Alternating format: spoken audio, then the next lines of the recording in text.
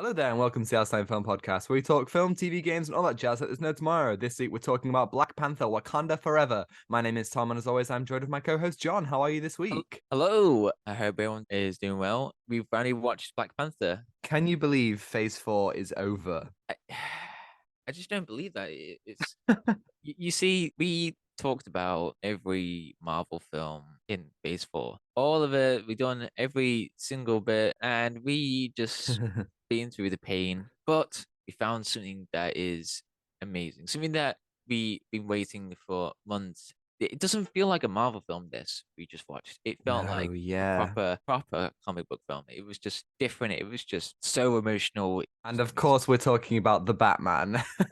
No, Wakanda Forever. Briefly explain the plot for those who don't know. Queen Ramonda, Shuri, M'Baku, Okoye, and Adora Milaje fight to protect their nation from interfering world powers in the wake of King T'Challa's death. As the Wakandans strive to embrace their next chapter, the heroes must band together with Nakia and Everett Ross to forge a new path for their beloved kingdom.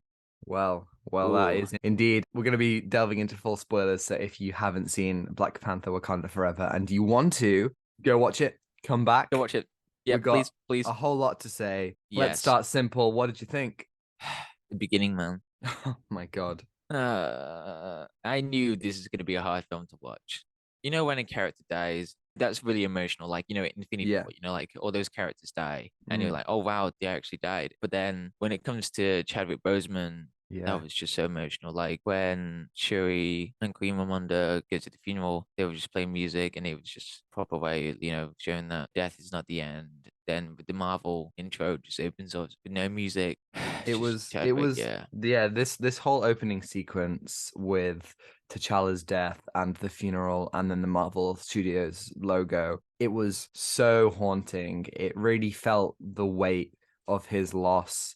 It really considered what the mourning looks like. And Yeah. just I think it may be fair to say that that is the best sequence of the movie because it's just there's so much care and passion clearly that's put into it. Every element, even small things like the choice to make T'Challa die from an illness, it all reflects, the real world emotions that people felt after Chadwick Boseman's passing. And it was just really powerful to see all of this. And, when the coffin gets taken up by the Talon fighter and they play some of like T'Challa's motif in the score, it was just a really impactful moment. Yeah. And the way that Shuri was trying to save T'Challa, but she couldn't. I thought that was a good connection with the first one, like with the herbs, like they burned in the first one, and that would be a way of saving him. But then the death was so sudden. I think that was a good way how we felt, how his death was out of the blue. We didn't expect that he had cancer. It was just so sudden. So this opening was just a great way of like showing what the film was going to be leading to, like, Wakanda forever, how Wakanda's going to, move on. Remember the legacy of, Black Panther and how they're going to protect Wakanda. Yeah, absolutely. I think that what I really liked about this film, a film that has so much going on and so much to do, it really, really had an impossible task. But one thing that I really liked about it was it takes events from the first movie and it considers the implications of a lot of these things. There are some really clever ways that it plays with the first movie. For example, there is a sequence after Queen Ramonda goes to the UN and has her speech, and she's coming home with Okoye, and they're in the Talon Fighter, and they mirror the return to Wakanda from the first movie. In the first movie, it's beautiful and surprising, and the music is really like high. But in this, there is just this sense of something missing. They mirror shots. Okoye even says, "We are home," and even like when they pass through the shield, it's nowhere near as enchanting. Instead, everything feels a lot colder and empty. And a lot of this film is kind of about learning to move on and appreciate these things, even Yeah. having lost such a great loss. And there are numerous points throughout where I felt like they mirrored the original film in really smart ways that made it build off of that really well. Yeah. I think, the main theme of this film is about grief. just Mm. exploring that and how to move on. So the opening was a great way of showing that. Yeah, I do think that one of the things that I wasn't too keen on this movie was thematically it frequently and narratively it frequently loses its focus. There's so much happening that it's easy to lose a lot of this stuff. Like there's a lot of scenes where T'Challa's passing and the grief of everything are so apparent, but it kind of stops and starts. There are portions of the movie where it isn't evident at all. Like the film has a much darker tone, and there is that impact that is felt, almost like a shockwave across the entire thing. However, like when they go to Cambridge to get Riri Williams, that whole sequence and you get the chase and all that stuff, it was almost as if the characters forgot about the grief that they're feeling. A lot of it, all of a Yeah, sudden, it did kind of come and go, these emotional beats. And I kind of wish that, I don't know, like how long they had to work on the script after Chadwick Boseman's passing, how long they had to rework what they had, but it did feel like it needed a couple more passes. It felt like Riri Williams as a character was just there so they could set up Ironheart, and Everett Ross. He's just there so they can set up yeah, Secret he's just there. Invasion. A lot of these Yeah, things don't have a real like thematic inclusion, and yeah, I think that's very evident because the best stuff far and away is when they do focus on the grief, and particularly with Namor and the Talikans. we'll get into the Telecans and Namor. There was an amazing bit in the film that took me at Garth. I can't even speak. Oh God, there we go. And yeah, Riri Williams was a character that I was like, okay, let's see who she is and let's get to explore her. We didn't really get to explore much of her in the film. I was a bit disappointed, like what her motivations to make this suit. Why did she do it? I don't know, but Yeah.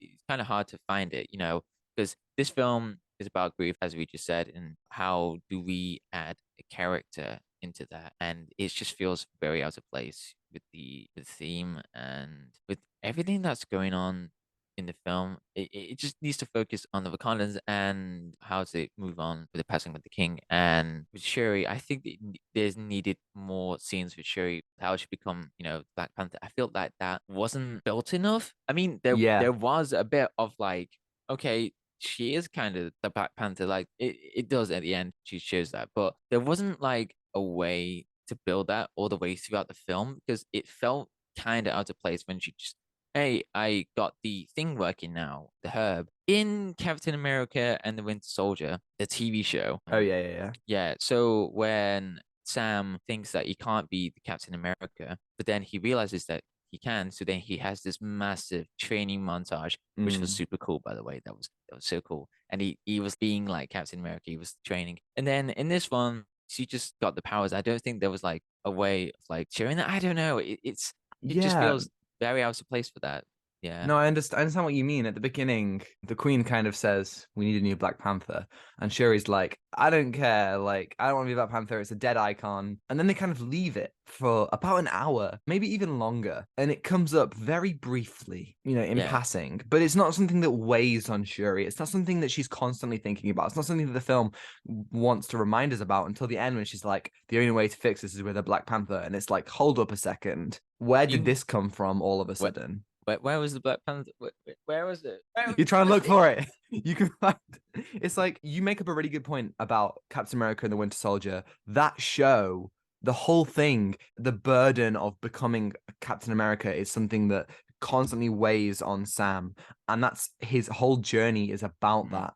Whereas in yeah. this film, they just don't give enough time to that because there's so much going on. Like far and away, this movie needed to cut stuff out because you can cut out characters, and there are quite a few with no arcs. Like at the end, you go back to the waterfall, and we have the ceremony, and M'Baku steps out of the fighter, and he's like, "I'm going to challenge for the throne," but there's no one to challenge him. So it looks like, okay, he's going to be the king of Wakanda now. But it's like, hold on a second, where did this come from? The whole film, M'Baku has no development. He has a couple of moments. He has one moment where he says, "I need guidance because people are looking to me now." But the whole time he's just like comic relief. And he doesn't really have that arc. Same for Okoye. Okoye loses the spot as head Dora Milaje, and that's really interesting. And the Queen and the elders are calling her out for sticking with Killmonger when he took the throne. But instead of having her confront that, instead of having her learn how to fight for something other than the throne, she just becomes a Midnight Angel, and then that's it, and she fights for the throne again. It's like there are just so many characters who are here who need development, but instead of developing them, we have a side plot with Everett Ross and Valentina and Oh yeah, stuff with Valentina. Riri Williams, and it's like we're not developing all these stuff well enough, so therefore a lot of this just kind of feels tacked on. Yeah, and the whole subplot with Valentina and Everett Ross was just why? Why do you want to add something that doesn't really develop the plot? And at Yeah. the end, it doesn't really serve it. He's just like, "Oh, hey guys, you saved me."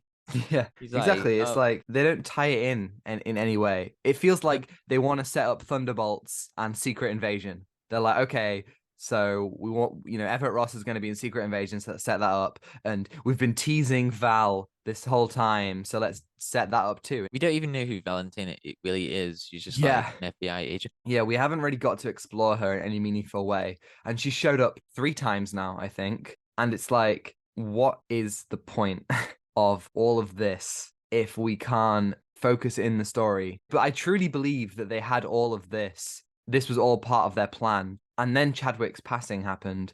And instead of deciding to take some of these elements out so they can focus on the death of T'Challa more, they decided, oh, let's just add the death of T'Challa onto all of this.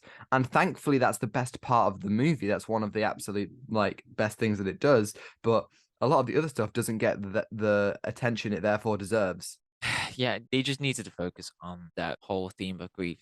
At the very least, it feels like a similar thing to Multiverse of Madness, where I have a lot of problems with the script. However, the direction in this movie was just brilliant. I think the CGI was improved. Yes, I agree. It was a definite step up from the first movie. I mean, you're right, the CGI much improved, and just throughout the way that Ryan Coogler frames things were just wonderful. The cinematography as well, it was engaging really, at the beginning with Shuri, it was one take, just trying Mm, to find a way to create this herb. It was just very engaging throughout the film, and there wasn't really like a lot of like shaky cams, like you couldn't see what was happening as much, but there were some great fights as well, in the film that yeah. wasn't, like shaky cams and CGI, like, oh my God, this is like Yes. a CGI fight again. The final fight between Black Panther and Namor was amazing Oh, because it was it so was raw and visceral, and you could feel the impact. And I mean, personally, I thought it was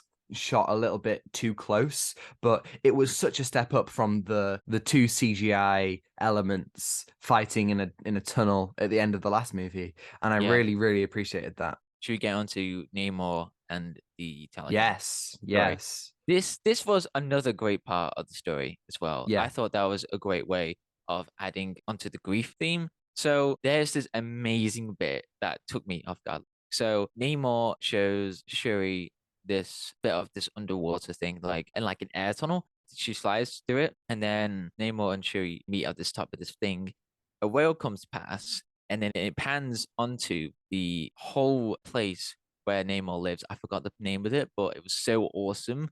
Like it was going through like a whole different place. It was like exciting. It was like brand new, and we didn't see like this before. It was like Wakanda, like, we got to see Wakanda again, and it was like, whoa, okay, that was cool. Like, you got to see the different communities within that, and the underwater bit was very exciting. I think I wish that was kind of fleshed out.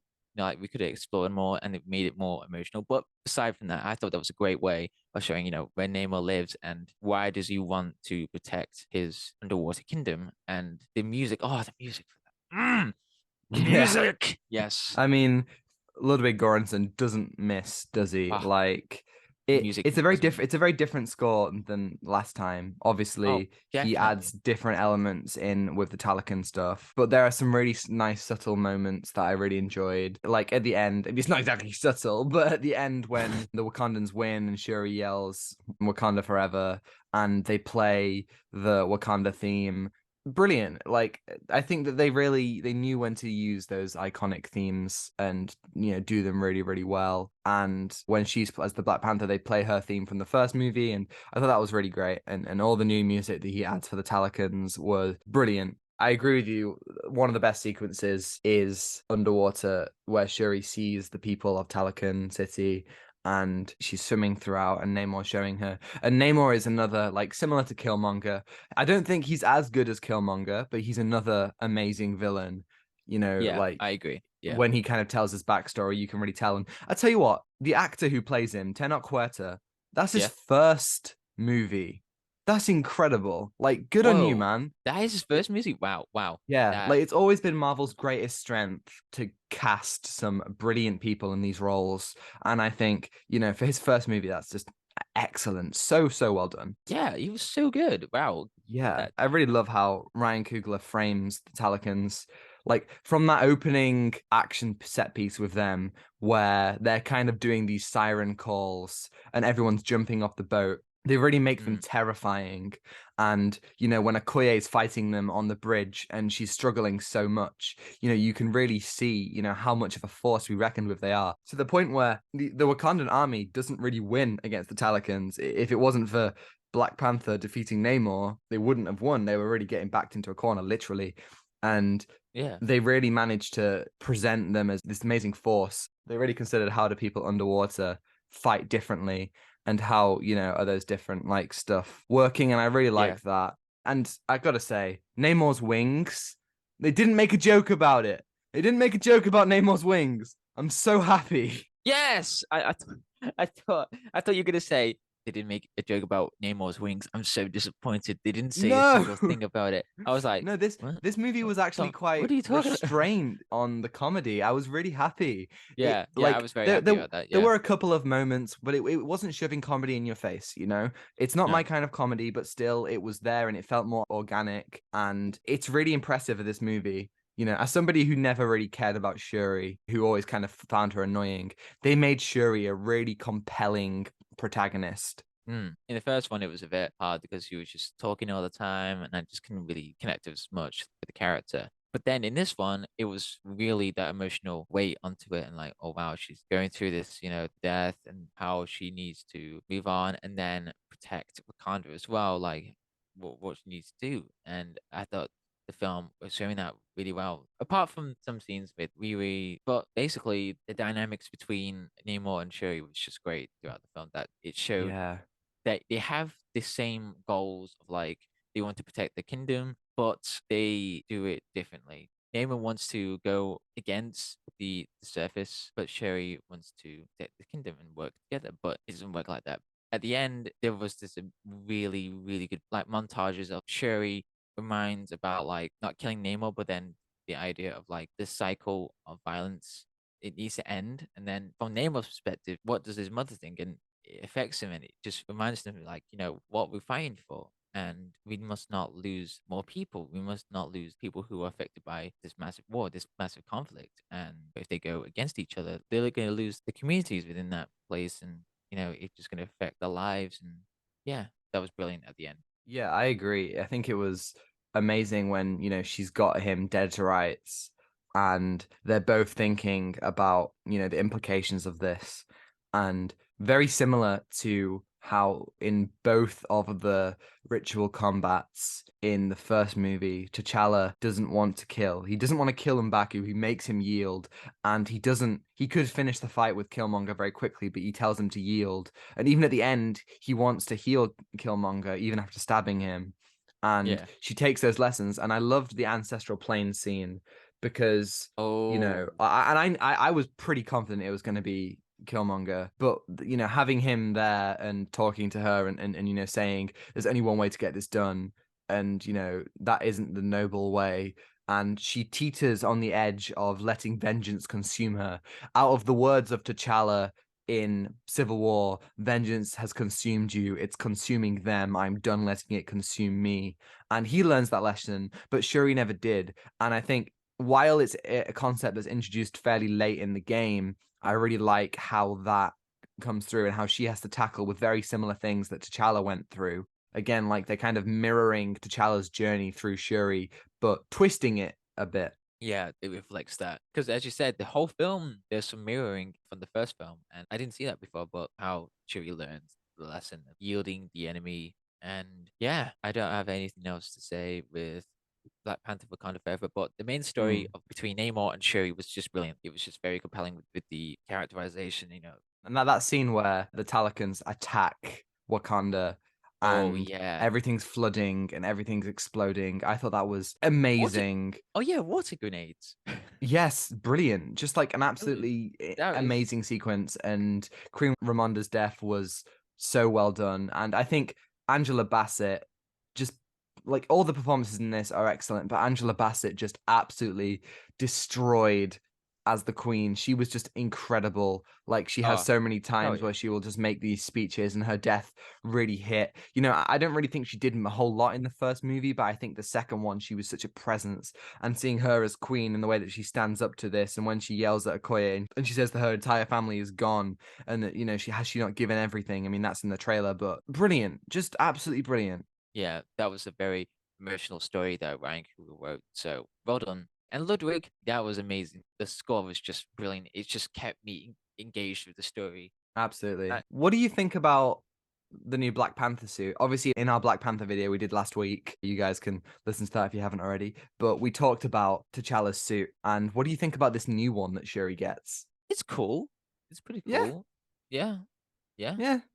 yeah, Yeah, I mean, I think it's cool. I really like how real and tangible it is, but oh my God, it's so over designed. There's so much on it. There's so much yeah, gold and silver. I feel like they need to tone it down. yeah. And one of the weird things, Letitia Wright is very slim. And when she's in her Black Panther suit, the helmet feels so big on her. Like It is it's she big. like it's kind of like she's a Funko Pop. Like it's genuinely like the helmet is just like, I don't know if it's like really thick or something like that, but I think they're gonna have to kind of make the helmet out of something slimmer moving forward, because it did look a little bit disproportional to me. But Yeah, I thought that it was really cool, seeing her kind of take that mantle and doing it for the wrong reasons. She doesn't do it out of a noble reason. She does it out of vengeance, as I said earlier. And I really like how she kind of has that journey to let go of her grief. When that's kind of the ending, isn't it? She finally goes. And I was so sure that Chadwick Boseman was going to have a cameo in some capacity, and I'm actually glad that they didn't do that, yeah. because having the fact that this movie really, focuses on the fact that he isn't there, I thought was a real strength of it. And if he did appear, it would almost take away the focus on the journeys of the other characters. Yeah, as you said, I thought there was gonna be like a cameo, like in Mm. the ancestral plane sequence, Yes. but Yeah. I thought, how are they gonna do that? Like I thought that was gonna take away a bit of the story and not trying to, progress the story as much. You could feel the presence of the child like throughout the film, and at the end, the post credit, you can see Shuri just like having this arc of grief, and you get to see her, take the funeral clothing. I thought that was a great way of like moving on, and with the compilation of Chadwick, the film was trying to spread that message, like how we felt about that, about his Absolutely. death. It literally says dedicated to our friend Chadwick Boseman at the end, Yeah. and it is super emotional. I have to ask, what are your thoughts about T'Challa Jr., who is revealed at the end? What's your thoughts about that? About T'Challa and Nakia having a child? Very, very surprising. It was out of the blue, Yes. but it was kind of emotional, like his Mm. name is now T'Challa, and I thought that was passing down onto that name, like what it takes to be a great king. Yeah, it was out of the blue. I mean, it was a It great way of like was. ending. Yeah, but what about you? What do you think about that? I I wasn't a huge fan, to be honest. It felt just a bit too tacked on for me, and it is something that feels in character with both Nakia and T'Challa, that they would have this kid, and that T'Challa would want to keep him away from the throne, and that they would want to protect him. That all makes sense, but it felt so tacked on, and as well, it kind of feels like they're saying, "Oh, look, T'Challa's legacy lives on in his kid," but it's like the whole film shows you that his legacy lives on in Shuri. Yeah, It defeats the yeah. point of her arc if he has a kid. Like, I wasn't vibing with that. And it felt less like they wanted to respect T'Challa and more like they were introducing another young Avenger, if that makes sense. Because Yes. they're doing this a lot in Marvel. They're introducing younger characters, like Wanda's got kids and all that. Like it felt more like that than it did having any thematic weight. Yeah, I understand that. But I mean, I think this movie was pretty good. I mean, Yeah, it let's is. talk about what it says in the title. Does Wakanda Forever save Phase 4? What do you think? I think it's the best Phase 4. Okay. But there are some good stuff in the Phase 4. You got Loki, you Yep. got Eternals, you got Yep. Captain America and the Winter Soldier, Absolutely. the show. Yeah, you got those, Yeah. but most of Phase it, most Phase of it 4 you is don't want to see.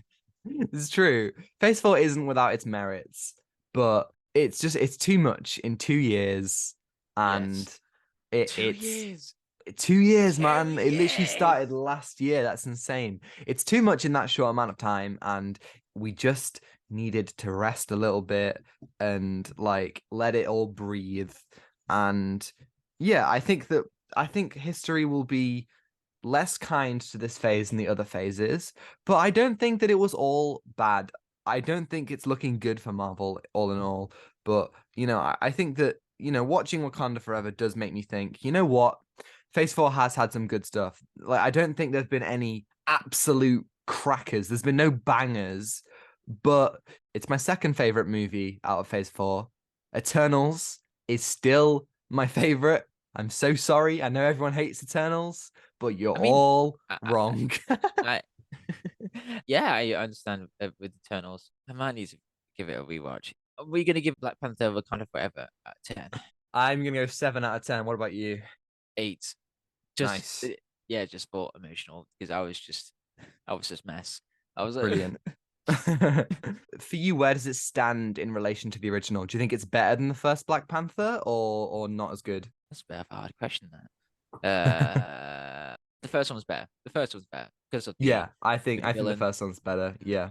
I think it's more focused. The second one just has too much going on. Yes, a lot more focus with with T'Challa and what his arc is throughout that film. So if you want to Absolutely. find out about what we talked about, Black Panther, that's last week. Watch that. Yes, That's a watch great that one. video. Absolutely. So yeah, that's not only Wakanda Forever, that's phase 4 done. That is so weird. Unless of course the Guardians of the Galaxy holiday special is phase 4, in which case it's not Yeah. quite done, but who knows? Who Who knows? knows? Thank you Eh, everybody for listening. If you're listening on YouTube and you enjoyed it, you can give us a thumbs up and subscribe if you want to see more. And if you're listening on Spotify, you can give us a 5-star review if you think we're worthy and give us a follow. Next week, we're going to be doing Knives Out in preparation for, of course, Glass Onion. And you can follow us on Twitter and Instagram at Outside Film Pod. And if you want to send us an email, tell us your thoughts on Wakanda Forever, on phase 4, on the state of the MCU, any of that stuff. You can ask us questions. You can send us an email outstimefilmpod@gmail.com and we will answer it right here on the podcast. yes, and if you liked us talking about Marvel or other superhero stuff, tell us what do you want us to explore, like in DC or in Marvel. I think we pretty covered everything in that, but we'll talk about anything that in comic book wise or Yeah. anything or games as well. Like what Yeah, our ongoing mission is to cover everything, but actually, you did just remind me of something. Speaking of comic book games, this is where it gets quite emotional and quite recent. I gotta Oh no. say, rest in peace, Kevin Conroy. Oh yeah. I can't even begin to say how devastated I am at this passing. 66 years old. If you don't know, he voiced Batman in so many incredible things in the animated series, Mask of the Phantasm, and of course the Arkham games. And just he was the definitive voice. He struck that balance between Bruce Wayne and Batman perfectly. He was everything. He was everything, and he really defined what Batman is for a generation. And Batman's voice will never be the same without him. It's such a tragic loss, and it's almost it's depressing that we're talking about Wakanda Forever, in which we talk about this legend Chadwick Boseman who's passed, and now we have to talk about another legend who's no longer with us. Similarly, after a battle with cancer, Kevin Conroy was one of the greats, and he will be missed so much. Yeah, that news. Yeah, I read about that. I was like, no way, he's not. Yeah, when we the same with reading comics. You know, the Batman. I read the New 52 with his voice like, in my head, like just this presence of this shadow of like the Batman. Like he's Yeah, like that had this brooding voice. You know, he's in the shadows and he's scary, he's dark, but then there's hope within that, and it showed within that, you know, with the Batman animated series, and he voiced in so many, you know, roles as Batman, you know, in the Arkham games. Ah, absolutely, absolutely. I remember the Arkham Asylum. That Yes, no, that was absolutely. I mean, amazing. it's a really, really crappy day to be a Batman fan. So yeah, I guess that's all we have to say about that, Yeah, and all we have to say about Wakanda Forever. So yeah, take us out. R.I.P. Kevin Conroy. Yeah, Absolutely, the goat. the I'm not goat. gonna say the video, the goat. You know, like That's the why he goat. was always the goat. He is always the goat. Yeah. All right. Thank you for listening. Takeaway given. Give nothing back. Goodbye. Goodbye.